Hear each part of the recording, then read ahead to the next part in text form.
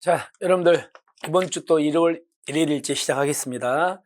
자, 오늘 이제 여러분하고 같이 풀어볼 문제는 저번 주에 이어서 이제 행정조사 문제입니다.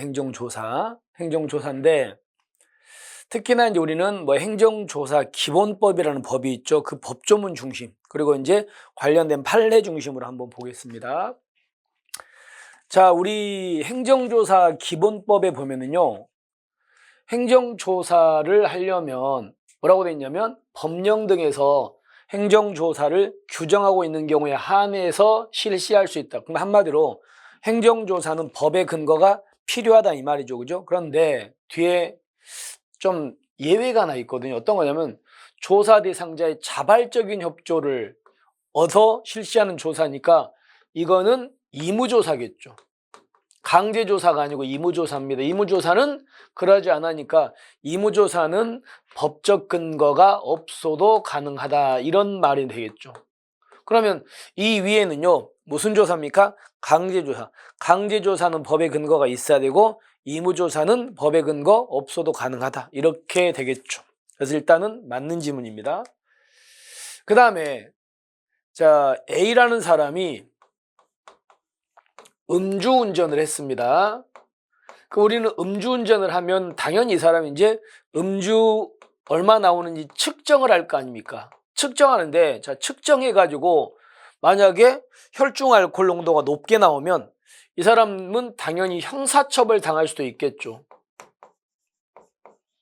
그리고 이걸로 끝나는 게 아니고 음주운전에 걸리면 운전면허 취소라든가 정지 같은 것도 먹을 겁니다.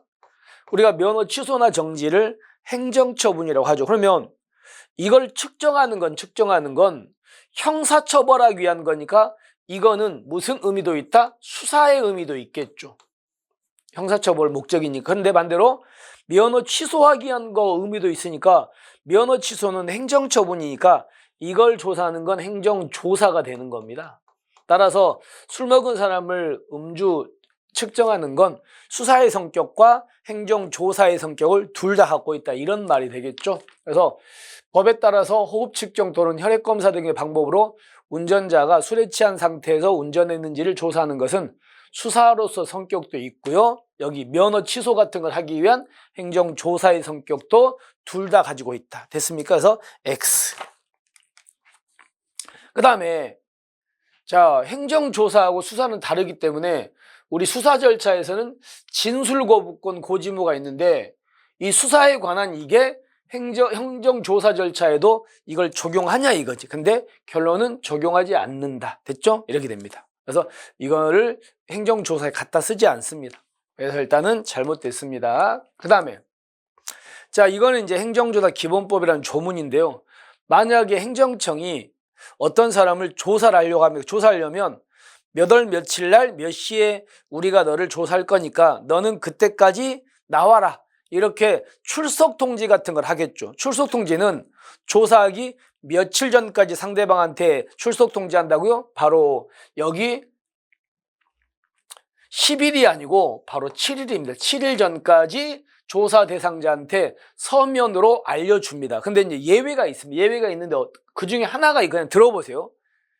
아까 우리가 조사는 자발적인 협조를 얻어서 실시하는 조사가 있었죠. 근데 그 자발적인 협조를 얻어서 조사하는 경우는 큰 사람이 협조를 하는 거니까 미리 꼭 7일 전에 그 사람한테 통지할 필요 없습니다. 그때는 현장에서 그냥 제시해도 되고요. 또는요 말로 알려도 됩니다. 바로 현장에서. 왜냐하면 상대방의 자발적인 협조를 얻어서 하는 거니까. 그런 예외가 있습니다. 자, 그 다음에 행정기관장이 출석요구서 등을 조사 대상자에게 발송할 때 출석요구서 등 내용이 외부에 공개되지 않도록 뭐 조치하는 건 너무나 당연한 얘기겠죠. 자, 그래서 여기 때문에 X라는 걸 7일 전까지입니다. 자, 그러면 아까 이제 바로 아까 리을에서 상대방한테 출석 통지를 보냈죠. 근데 이제 그 사람이 천재지변이나 그 밖에 대통령령으로 정하는 사유로 인해서 그 날짜, 행정청이 나오라고 하는 그 날짜에 조사받을 수 없다는 겁니다. 그럴 때는 그때는 이 사람은 행정청한테 내가 그날 이러이러한 사유가 있어서 조사받기가 힘드니 그날을 뭐라? 연기해 달라고 요청할 수 있다. 연기해 달라고 요청할 수 있습니다. 그럼 당연히 그러면 이 행정기관장은요, 연기 요청을 받으니까 이걸 연기해 줄까 말까를 결정해서 알려줘야 되는데, 그것도 알려주는 것도 며칠 이내? 7일 이내 결정해서 알려주는 겁니다. 이건 맞습니다. 7일. 됐죠? 그 다음에 이제 상대방한테 통지해가지고 상대방이 나와서 조사를 했습니다. 조사하면 이제 당연히 결과가 나오겠죠. 결과를 며칠 이내 또 알려주자 이거지. 그래서 결과가 확정된 날부터 여기도 7일 이내 알려줍니다. 다 7일 이내. 그래서 잘못됐습니다. 그래서 결론부터 얘기하면 기억은 맞고요. 이 니은은 수사의 성격과 행정조사의 성격을 둘 다 갖고 있고, 형소법에 나와 있는 진술거본 고지문은 행정조사에는 적용이 안 되고, 그리고 여기서 10일이 아니고 7일 전이고, 마지막 또 결과도 7일 이내 알려준다. 됐죠? 이렇게 해가지고 4개가 잘못됐고 2개가 맞고 이렇게 되겠죠. 그래서 우리는 이렇게 행정조사 기본법을 이렇게 마무리하겠습니다. 물론 여러분께서 이제 뭐 공제책에 있는 걸 제가 다 문제화 시키진 않았습니까? 오늘 한번 행정조사 파트를 한번 이렇게 보시면은 좀 더 좋을 것 같습니다. 자, 이렇게 해서 오늘 마무리하고요. 여러분께서 하루 남은 일정 좀 잘 보내시고 우리는 내일 또 여러분에게 새로운 문제로 인사드리겠습니다. 수고하셨습니다.